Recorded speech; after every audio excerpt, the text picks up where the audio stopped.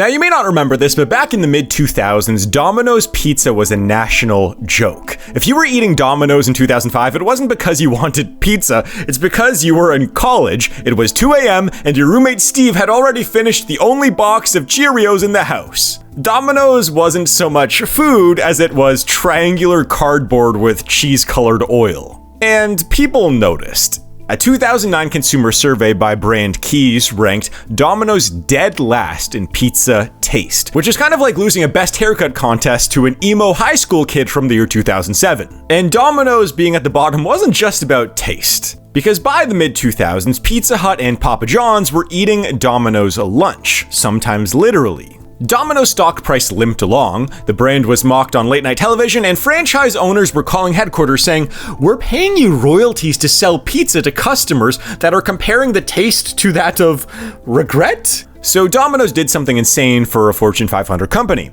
It admitted that it sucked. In 2009, Domino's launched a campaign where chefs read out actual insults customers had written. And these were things like, "The crust tastes like cardboard," and "Sauce tastes like ketchup." Imagine McDonald's running ads saying, "Our burgers are basically edible hockey pucks, but hey, at least we're consistent." Now, even though today that's more likely to happen, but at the time that was risky, and it worked. Domino's rolled out a completely new recipe in 2010. New sauce, new crust, new cheese, and it told the public, "We fixed it." Suddenly, Domino's wasn't the punchline. It was becoming the comeback kid. So, in 2009, Domino's stock price was $8.38 a share. By 2021, it hit over $500. That is a 3,900% return. To put that in perspective, if you had put $1,000 into Domino's in 2009, by the time you finally admitted you don't actually like pineapple on pizza, you'd have nearly $50,000. Domino's has outperformed stocks like Amazon, Google, Apple, Microsoft, and pretty much every other tech darling of the 2010s. The only stock that did better was technically Netflix, and that's because they found a way to monetize people's crippling social anxiety. And the rise wasn't all just some stock market trickery. The business itself exploded. Domino's same-store sales in the US grew for 41 straight quarters between 2010 and 2020. 41 quarters. That's over a decade of growth without a single interruption. That's like if someone managed to post on Twitter every single day for 10 years without once tweeting something that is career-ending. It's statistically just impossible, but Domino's did it. By 2025, Domino's has more than 21,000 stores worldwide. That's more locations than Starbucks had in 2010, and roughly the same number of Starbucks you now see crammed into a 3-block stretch in Manhattan. Not bad. Domino's generated nearly $4.8 billion in revenue last year, and system-wide global sales were closer to $20 billion. That means every year humans collectively spend the GDP of a small country on bread with toppings at Domino's. And Domino's didn't do this by opening fancy restaurants or offering 200 menu item monstrosities like Cheesecake Factory. No, Domino's doubled down on being ruthlessly efficient. The kitchens are designed to pump out pizzas faster than a TikTok star can launch a podcast. They cut costs, streamlined operations, and leaned into delivery before delivery was cool. Remember, when they were starting to do some of this stuff, this was before Uber Eats, before DoorDash, before every restaurant suddenly decided they needed a fleet of teenagers with bad attitudes and electric bikes. Domino's had already built the infrastructure for all this. The real story is how the company shifted from being pizza to being software. In 2008, they launched the Pizza Tracker, letting you watch as your order went from being made to baked to out for delivery, which sounds kind of trivial until you realize that people became addicted to it. Domino's turned pizza delivery into a dopamine rush of watching your Uber creep down the map. The company then went wild with ordering tech. Smart TVs, Alexa, car dashboards, smartwatches, text messages, Slack channels. Basically every device you own, short of your electric toothbrush, can order Domino's. And this was all turbocharged during the pandemic. While other chains scrambled to set up online ordering, Domino's was already there. In 2020, when everyone was locked inside hoarding toilet paper, Domino's had a 14% jump in US sales because apparently nothing says global crisis like binge eating garlic bread twists while watching Tiger King. Those were the days. Even as inflation bit into consumer budgets in 2022 and 2023, Domino's kept adapting. They relaunched their loyalty program in 2023, gaining millions of new members by basically gamifying pizza. And in 2023 to 2025, after years of telling apps like Uber Eats and DoorDash's to get lost, Domino's finally struck deals with both of them. But in true Domino's fashion, the delivery still happens with Domino's own drivers, not the gig workers. So far, we do know that the pizza is kinda good now, the technology is very impressive, but the real secret sauce isn't the literal sauce. It's the business model. And it's essentially a money printing machine dressed up in pepperoni. So let's start with the most important number. 98% of Domino's stores are franchised. That means corporate doesn't actually run them. It just skims money off the top while franchise owners do the hard part of finding real estate, hiring teenagers who vape on their smoke breaks, and dealing with Karens calling because the delivery driver looked at their lawn a little bit weird. Domino's corporate gets royalties, about 5.5% per store, plus profit from selling ingredients to franchisees through its supply chain. Which means every time a Domino's in Boise sells a $7.99 medium 2-topping pizza, Domino's corporate gets a cut. They make money whether or not Chad the driver is currently ghosting his girlfriend while delivering your order. So now, next is the supply chain. This is the part no one really thinks about, but investors salivate over. Domino's owns a network of dough manufacturing and distribution centers. If you're a Domino's franchisee, you don't shop around for mozzarella. You buy it from Domino's at Domino's prices, delivered on Domino's trucks. It's like what if Apple not only sold you an iPhone, but also forced you to buy a charger and headphones and, oh, they kind of do that anyways. But the Domino's supply chain brings in billions. In 2024 alone, Domino's US supply chain sales topped $2.5 billion. That is a river of cheese-covered money flowing straight back to the headquarters in Ann Arbor, Michigan. And franchisees keep signing up for this deal because the economics are killer. A typical US Domino's store pulls in about $1 million a year in sales. The average profit margin after fees and costs is somewhere between $100,000 and $150,000 a year.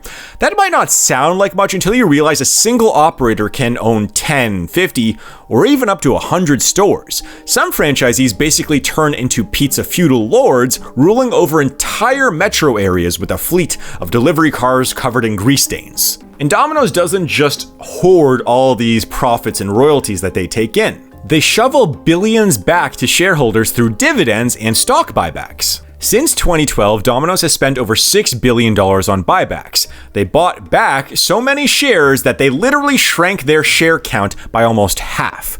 Investors love this because it's like the company is giving them pizza-flavored steroids for their portfolios. In fact, Domino's became so aggressive with buybacks that at one point in 2020, analysts worried they might actually run out of shares to buy on the stock market. But here's something that people might not think about, because when you think of Domino's, you think of good old American cheap pizza. But actually, there are more stores internationally than there are in the United States. As of 2025, there are 6,800 stores in the US and 15,000 stores internationally. That means Domino's empire stretches across more than 90 countries. You can get Domino's in Iceland, you can get Domino's in Nigeria, you can get Domino's in North Korea. I wish. That's a joke. You cannot, but maybe one day. Now, of course, not all markets are equal. India is a goldmine. Domino's India, run by franchise giant Jubilant Foodworks, has over 2,000 stores, more than Pizza Hut, KFC, and McDonald's combined in that country. And to put that in perspective, India has more Domino's locations than it has Starbucks, and considering India is a country where the chai is literally life, that is just wild. Now, this growth is why Domino's same-store sales have been so consistent. They crank out new stores at a furious pace. Hundreds per quarter, and each one becomes a miniature ATM. By Q2 of 2025, Domino's added 178 new stores globally in just those last 3 months. That's nearly 2 new Domino's every single day opening in the world. At this point, Domino's expansion is like Marvel movies. Nobody asks for them, but they keep showing up anyways, and you're gonna end up consuming them whether you like it or not. And this franchise system insulates the corporation from risk. When food costs spike, it's the franchisee who takes the hit. When wages rise, it's the franchisee who is sweating payroll. Domino's corporate, they keep collecting royalties and supply chain profits.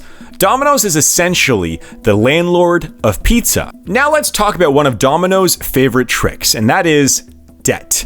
Domino's has borrowed billions of dollars over the last decade, not to expand stores, but to fuel more buybacks. Their debt to EBITDA ratio is around 5x, which sounds pretty scary, but investors don't really care because Domino's keeps throwing off cash. It's like watching a guy at a casino bet his house, his car, and his kidneys, and somehow keep winning every single hand. At this point, Domino's could probably securitize pepperoni slices and Wall Street would buy them. So what you're looking at here, it's not really a pizza company. It's a royalty extracting, supply chain controlling, cash spewing empire. Domino's figured out how to be both the dealer and the casino, raking in money every time someone orders a pizza, every time a franchisee owner restocks cheese, and every time investors demand their pound of buyback flesh. Now, they've also done a few other gimmicks as well, some of which are real and some of which are or were just PR stunts. I mean, if you remember way back in 2017, they tested self-driving delivery cars with Ford. Yes, there were pretty much ads about how a Domino's autonomous car would be the one delivering your pizzas soon. Then there were the Neuro robots, which were little autonomous cars that looked like toasters on wheels, and they were driving around Houston, dropping off pizzas without drivers. Domino's did hype it as the future of delivery, which it technically is, assuming you live in a neighborhood where the robot doesn't immediately get stolen. And then let's not forget the drone tests in New Zealand. In 2016, Domino's literally flew a pizza through the air to a customer, and it was hailed as revolutionary, except nobody stopped to think about what happens when you open the box and discover your pizza toppings have experienced the equivalent of turbulence over the Atlantic Ocean.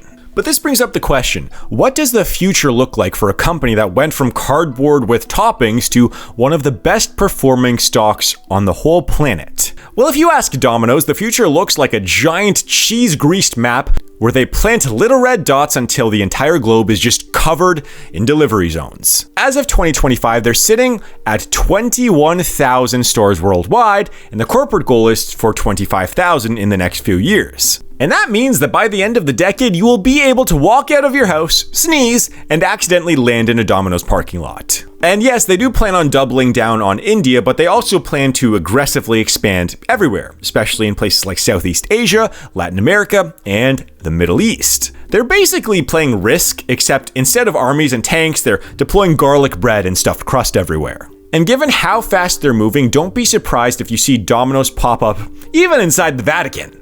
Pope Francis will be delivering some sort of speech while someone in the back mutters, "Your Holiness, your pepperoni feast is ready." Money-wise, Domino's plans to crank system-wide sales up to $30 billion globally within the next decade. That's bigger than the GDP of Mongolia. Imagine telling Genghis Khan that 8 centuries after his conquests, the new empire dominating Asia would be built on stuffed cheesy breadsticks. That is where we are. Domino's is also betting heavily on technology to get there. They're working on AI-powered kitchens that predict orders before customers even place them, like some dystopian Black Mirror episode where the government knows you're drunk at 1:30 a.m. and sends a meet the feast before you can even regret it. They're automating scheduling, optimizing routes with predictive algorithms, and testing robot-driven kitchens. In a few years, you may not even be able to talk to a human anymore at any point in the Domino's chain. The order will be taken by AI, cooked by robots, and delivered by a driverless car. The only human interaction you'll have is the one with your cardiologist when he tells you to stop eating so much damn delicious Domino's pizza. And of course, investors are licking their lips. Metaphorically and literally. Domino's is still shoveling billions into buybacks and dividends, rewarding anyone who clings to the stock like it's the last lifeboat on the Titanic. In fact, some analysts predict Domino's could spend $10 billion more on buybacks by 2030, which basically turns shareholders into financial equivalent of trust fund kids on Adderall. But there is a dark side. I mean, Domino's does face real risks. Food inflation can eat into margins, labor shortages are still a nightmare in some areas, health-conscious consumers are shifting diets, and new delivery competitors keep cropping up. But Domino's response is always simple. Bury them in cheese and technology. They'll keep promotions cheap, keep expanding loyalty programs, and keep partnering with companies like Uber Eats and DoorDash until eventually your only choices on those apps will be Domino's, or Domino's with extra cheese. So yes, the future of Domino's is big. Bigger stores, bigger tech, bigger buybacks, and bigger waistlines. At this point, Domino's isn't just aiming to be the #1 pizza chain. It's aiming to be the Amazon of melted cheese logistics. And given that they've done this already for the last 15 years, don't be surprised if by 2035, the only thing faster than a Domino's delivery is your doctor saying these words: "You've got high cholesterol." Anyways, if you liked this video, please check out my documentaries playlist to see more videos just like this. And make sure to click on that, and I'll see you guys in my next video in just a few seconds.